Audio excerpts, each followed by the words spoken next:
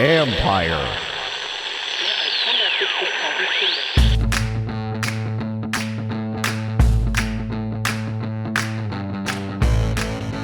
Hello and welcome to my podcast. Do me a favor, subscribe to the John Keim Report.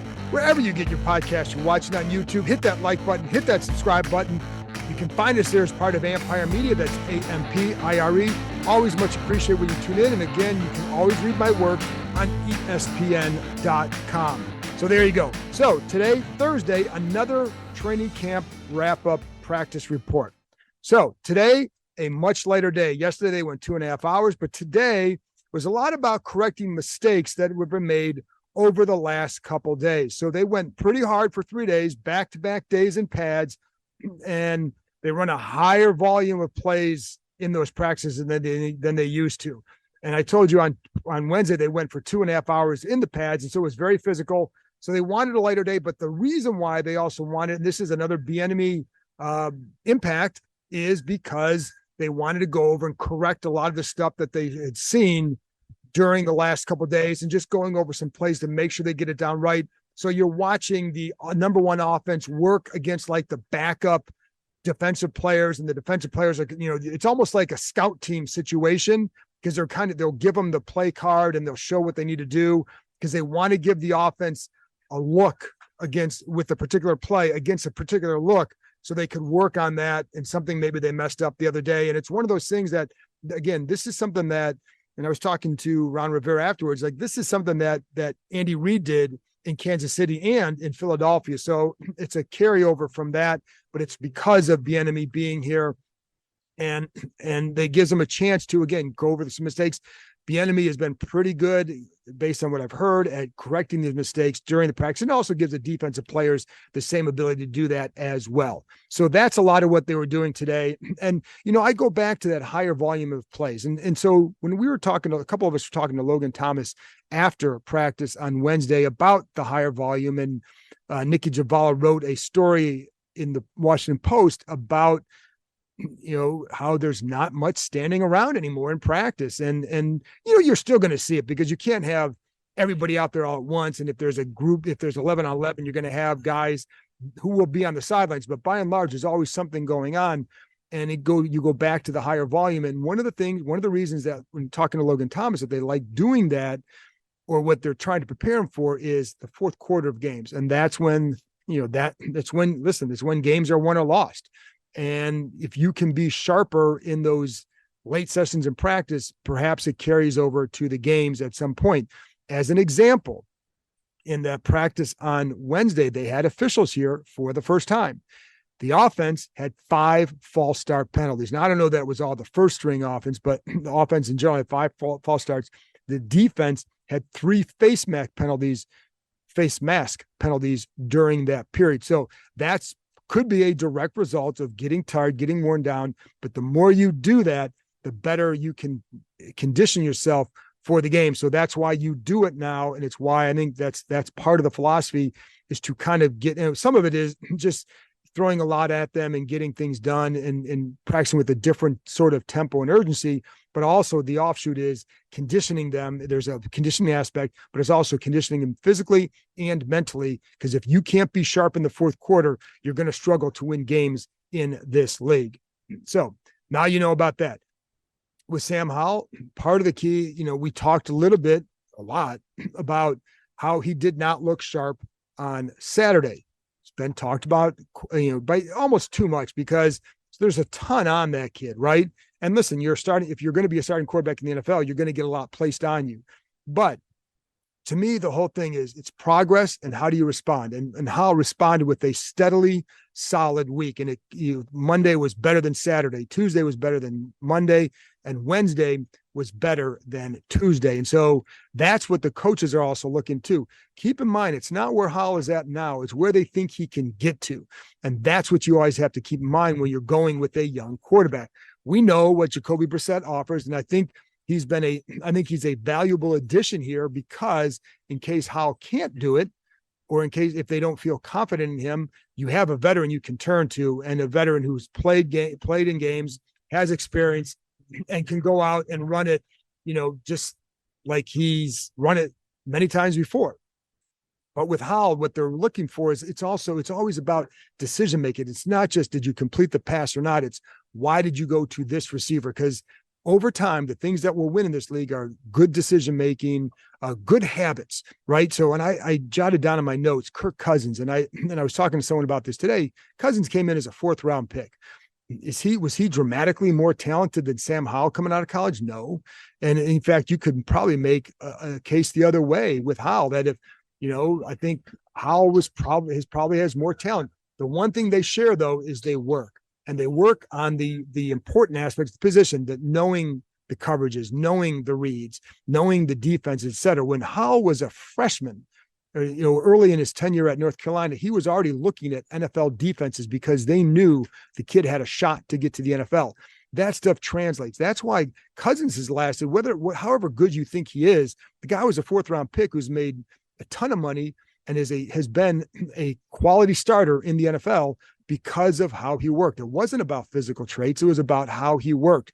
Too often people get caught up in physical traits. And I think there's a lot of other things that matter at the position, including maturity. It's something Howell has. I think the work ethic, something Howell has. Now you also have to have the good arm talent. You have to have skill. That's there. And even, I'll go stick with Cousins. Cousins had a progression, and it took him a few years. So that's why I say with Howell, I think he can get there. It's just a matter of when. We don't know that answer yet. But anyways, in camp, what they're looking for with him is, again, the progression. And then also when he makes the throw, where is the ball? Is it front shoulder, back shoulder? Is it in front or behind the receiver? Because if it's behind, then you're going to look at, well, why is that? Is it the feet? And a lot of times it has been the feet, where maybe his shoulders turn, but his feet aren't. So they want the feet moving in sync with the eyes. That's footwork. That's detailed footwork. And when you get that, you get more accurate throws. And so that's one of the things they saw yesterday, was more lining up of the feet and the eyes. And that led to, again, more accurate throws. Sometimes you're going to be off a little bit. And sometimes it's because, quite frankly, because the defense is on a side. So you have to throw to a different shoulder that might look like it's off, but it's really giving the receiver a chance to away from being hit or turning up into maybe a better lane. Jacoby Brissett, I think, has been really good at that as well, especially in the red zone. And you see Brissett throws a ball that really, I think, gives the receiver the only chance of the ball, especially like some stuff over the middle to a bigger guy. Does a good job if the backer is on the outside shoulder. Does a really good job of throwing it low into the inside. And that's something with Howell, though, what they really, when we start seeing them in preseason games, et cetera, look at the feet and the eyes. If the eyes are moving to the left, are the feet moving with them? Because if they're not and the throw is off, that's something they need to correct. And then, or is it because he's getting to his reads too late? So that's another thing. But again, they saw the steady progression. And again, it's what I said is, how do you respond to a tough day? I think he did a nice job. So, and but you shouldn't be surprised by that, because one of the strengths of Howell is that he doesn't let anything disturb him. And he was like that as a freshman at North Carolina, and he was like that as a junior at North Carolina. He was like that last year, and he remains that way. And it's a good attribute to have as a quarterback, especially when you know you're going to make mistakes, and he is. And again, what they have to hope is that those mistakes don't kill them, that he can learn from them and grow and develop with this offense. And again, I always tell you, it's got to get some help from that offensive line, and so we'll see what happens there. But that's one thing I wanted to talk about with Howell. And again, it's not where he's at now. It's where can he get to? That's going to be the key. There's a couple of things, and it's funny because I did not jot this down. Wow, why was that so hard for me to say? I didn't jot this down in my notes. But one of the things that's been gratifying for me as someone who's covered this team for a long time is seeing and hearing from former workers who worked for the Redskins football team, Commanders, whatever, some of them long ago, that now feel like they can come back and be a part of the organization again. Maybe not so much working for them, but just coming out, going to games. And I've heard multiple ex-employees who feel like they now want to go to a game. And I saw one today, Bob Baker, who used to work for the franchise back in public relations a long time ago, when Dan Snyder first came on board. And he was out at practice today, and I told him, like, that's one thing that I like to see, that people like that feel like they can now return again and embrace this place. And I think that's cool. And again, I've heard that from a lot of people. So I think that's one benefit. And there are a lot of people who have worked here who felt like this was a special place for them. It was the NFL, but it was also a Hallmark franchise and all that. So they get here and they had a certain experience, and then it's hard to return because there's just a lot of scars. But it's nice to see when people can, and when they feel like they can, and that they want to. And you see that from a lot of fans too, but especially those ex-workers. I think that's been nice to see. School is out and summer is here, so it's time to plan your next family adventure. With 8 different levels, 16 courses, 250 climbing obstacles, and over 4,000 feet of zip lines, the Adventure Park at Sandy Spring, located in Montgomery County, Maryland, is the largest ropes course and zip line park in the country. Beat the heat and join us after dark for some night climbing. When the sun goes down, the park is lit up, allowing you to climb under the stars.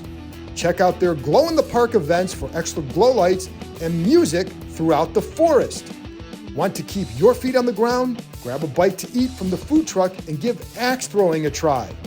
Perfect for first-timers or experts, their projector systems allow you to throw at traditional targets, play tic-tac-toe, Connect Four, or even hunt zombies. Listeners of this show can get $5 off any ticket by entering the code KEIM23DC at checkout. That's promo code KEIM23DC, KEIM23DC. Now open 7 days a week, this is the perfect time of year to get outside and join the adventure at theadventurepark.com. A couple notes on player Sadiq Charles had that minor calf strain, did not work today. But again, it wasn't a walkthrough, but it was not a full sprint practice. So he didn't go. Chris Paul was still in there in the left guard. David Bada, defensive tackle, suffered a torn triceps. Not good news for him. So that's a bad situation for him. Anyway, one person asked me about Ricky Stromberg, want to know where has he been at, or how's his update? He's been working with the 2s and the 3s. Initially, he'll usually start off with the 3s. Tyler Larson, and he split time with the 2s. Occasionally, he's going to get some work with the 1s, and you have to give him that. He's a 3rd-round pick, and he's probably going to be a guy that if something happens at Gates, he may have to go in there. And so he's now how well he's doing. It's hard to say fully, but one of the things you see is like he probably needs to improve his strength a little bit. That's one thing to work on, but fundamentally, it looks pretty solid. And so I think he's a guy that can help them if he has to go in and play at some point this season. But I think the hard part with him is that there's a lot of talk about position versatility, and that's not something that is really in his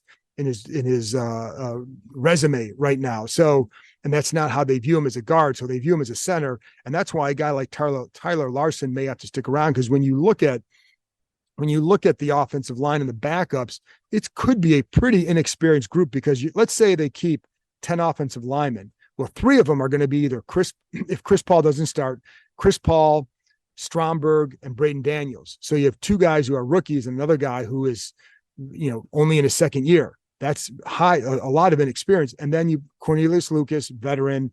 And so then if you keep a 5th one, you're going to want a guy who can play center, guard, or at least guard in some way. So could that be Tyler Larson? That's what I would assume right now, because he can play guard. Nolan Laufenberg can play both center and guard. So those are some guys that you'd have to watch, but it's going to be interesting what they do with the backup offensive line. And it may be why you have to keep 10 instead of just 9. Now you can also keep a few guys on the practice squad and be okay. But I think on that active roster, you're not going to expose a 3rd. You're certainly Stromberg's going to be on there, but you're not going to expose Braden Daniels to the practice squad because he's a 4th-round pick, right? And certainly not going to put Paul in there. So you're going to want a couple of experienced guys because of that inexperience. I'm going to get into some other position things, but one of the things I think you guys should do if you have a chance is, I don't know if you saw this, but the interview that Terry McLaurin did with the Pivot podcast, which includes former Washington safety Ryan Clark, just a very insightful interview with McLaurin. I think it gives people, I think you guys know this, like, how he's been. And I think one of the things I like about this interview is it gives more people outside of Washington a chance to see what kind of guy that McLaurin is. And he's I think he's the real deal, right? But the reason why I enjoyed it is because it's a little bit like how I feel when we talk to him. We get these really good answers. And I thought they were able to go pretty deep with some of their questions and answers. They had a long time with him. I also think as ex-players, you sometimes come from a different perspective that lends itself to good discussions. But also with McLaurin, he was very open about his therapy. It's something he briefly mentioned one time, and I talked to him about it later in the year. That was very interesting and why he needed it, how it helped him. And he's very humble. And I think that is not an act, because it's who he is. I think part of it is the way he had to earn a scholarship at Ohio State, the way he had to earn playing time at Ohio State. Then he comes here as a 3rd-round pick. He's always had to come in somewhere and prove himself. I mean, I was just talking about that with someone today. They genuinely thought he'd be a good backup receiver and a great special teamer when he came here. And he's never been a special teamer, because he was a really good receiver right away, because he saw he could do it. But he's also someone he knows how to work. He knows what kind of work he needs to do to get from point A to point B. And he's humble enough to know that he has to do all this work to survive and to succeed in this league. And the funny thing is, now you look at it, now they're asking him, hey, are you a top 5 receiver in the NFL? And he thinks he's close, but he's not. He's a top 10 guy, but not top 5 at this point. But can he get there? He feels confident. And the one thing that they also talked about is, you get that quarterback, then you can get in that top 5, because now you're going to have a lot more production than you ever had before. And that's going to come back to Sam Howell, right? If he can do it, if he can be that guy, that would help a guy like McLaurin get even more notice. It's about, listen, this team's success is about more than McLaurin getting notice, but just from an individual standpoint, that's when he'd get more accolades. But anyways, go listen to the interview. It's very insightful. It's why we've given him the Good Guy Award for 3 straight years. It's not just because he's a nice guy. It's about professionalism, cooperation, but also the insightful answers. You could ask him a question on anything, and he's going to give you a reasoned, well thought out answer, because it's just the kind of guy he is. And as an Ohio State guy, I remember hearing all this stuff about him. Oh, what a great leader he is, et cetera, et cetera, et cetera. He is as real a deal as anybody I've covered in the NFL, as far as like what the reputation is, what the reality is. I don't know. It's hard for me to say that I've ever met someone who's more like that than Terry McLaurin. So anyway, let's get back to the roster. A couple of things. One of the things that Ron Rivera talked about on Thursday was, we asked him about some of the big improvements overall, some of the little things, not just like he talked yesterday about guys staying after practice and helping each other. And that's big. That's very big. There's also other things too. And one of the things he said was improved communication. And it wasn't just about like the secondary, the defense. It was offensive linemen. It was other guys taking more vocal roles. But he also pointed to the secondary, and that's important there. And we saw it too. And I've talked about this. I've seen it. You can see guys who get the coverage scheme a lot better, and that makes a big difference. So one of the stats, I went back and looked, where were they at? And I just said, okay, plays given up of 30 yards or more last year. So through the first 8 games last year, they gave up 14 pass plays of 30 yards or more. That led the NFL. There was a worse in the NFL, I should say. That was, to me, a result of communication, William Jackson, also some other young guys playing, Cam Curl not playing, all a result of that. Well, from week 11 on, they were 14th. Now, is that great? No, but it's a hell of a lot better than what they were the first 10, certainly the first 8 weeks, and even the next ensuing weeks. So 14th overall, that's middle of the pack. I think they should be better than that this year. Some of that's going to be about the offenses you play, but even in practice, what you don't see a lot of just breakdowns, right? And you would see that before, but you're really not seeing it you're not seeing it a lot now. So I think that goes back to improved communication. Also, second year in this defensive coverage system, 4th year in the defense. I know you've heard me say that a lot, but I said it again because it's important to know, but it does start with communication. I think the communication is helped by they still need work on that offensive line, but they've done a good job, I think, compiling this secondary and getting with the right kind of guys to play in this system that's smart, that's communicative, and some talent. So, I think, again, St. Juste, Forbes, those guys are talented. Quan Martin, I really like them. Another thing, special teams. One of the things that I like to start looking for at a certain point in practice is who's playing on all the special teams units. And if you remember 2 years ago, I know Troy Apke is like everybody's player that they want to see they don't want to see on the roster. But I kept telling you a couple of years ago, and it wasn't just me, but I certainly saw it. Like, he was on every special teams unit, just about. That's a great clue as to who's going to make the roster. Now, it's a little bit early for that because you got to get through a couple preseason games, get through that Ravens practice. But so who's out? Some guys out there now. Milo Eifler has been with some of these groups. The cornerbacks, Rashad Wildgoose, Tar Castro Fields, just guys that I think are guys to watch for one of those last roster spots. And Dejon Harris also in that group. There's a few in there. And, I think that it's something just that bears watching. Not quite yet, because again, let's see some games and then you start to shuffle it out. But it is always something that provides a clue for what guys might get some of those last roster spots. And I tell you what, the defensive backfield is going to be very interesting, because right now I had 10 of them making the roster going into the camp. It wouldn't shock me if 11 defensive backs make it. Then and if that's the case, who's out elsewhere? Or if you only keep 10, who's out? Because it wouldn't shock me if they kept 6 corners. Would Wildgoose or Castro Fields, or between those two and then Christian Holmes? Right now you're keeping one of that group, because I think Danny Johnson will be on there. I'd be surprised if he's not. And then you have the top 3. So there's 4. And then, there's a 5th, which there would be. So it's a Wildgoose, is it Castro Fields, is it both, is it Christian Holmes? And then with safety, you have Butler, Derek Forrest, you have Cam Curl, and then you have Quan Martin, who would count as a safety, even though he can play either spot, obviously slot and all that, and Jeremy Reeves. But it's going to be interesting what they do in the secondary, but more time to talk about that down the road. And also, I think at receiver. So right now, receiver, you have the top 3, then you have De'Ami Brown, and then who are the 5th and 6th guys? Because I think they will keep 6.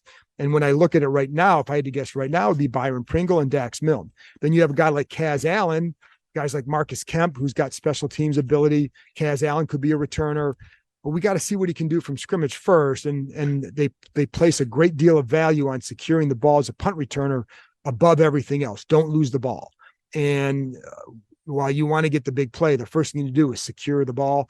And I think Milne right now would be more apt to contribute from scrimmage than a guy like Allen. But let's see what happens in the preseason, because if Allen snaps off a few long runs, it's going to be hard to expose him. If not, then you can put him on the practice squad and have him around. And I think that's what I would guess would happen, but we'll see what happens over the course of time. And then Mason Brooks is another guy, undrafted free agent, offensive lineman. Talked a lot about him the last 2 days. So where does he fit in? And, Ron Rivera was asked about him today and said that still has a ways to go, but he's certainly off to a good start for a guy who's undrafted.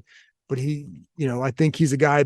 And again, I go back to the offensive line backup and experience, which is why it might be hard to keep him, because if you kept him and you have Daniels and then Stromberg and Chris Paul, that's 4 very inexperienced backups. And then you'd have a 5th, which would probably be Cornelius Lucas. You need to have someone else who's got a little bit more experience on that interior. And that's why I think that a guy like Brooks might open up on the practice squad, but we'll see. Anyway, folks, that's it for me. I'll be back out on Friday with another practice wrap up, and I'm going to have an extended practice report because there's no practice on Saturday, and then they'll be back on there on Sunday. So tomorrow's practice report will be just a little bit longer. Going to have a guest on here for you to wrap up the second week of training camp. So I'll talk to you next time.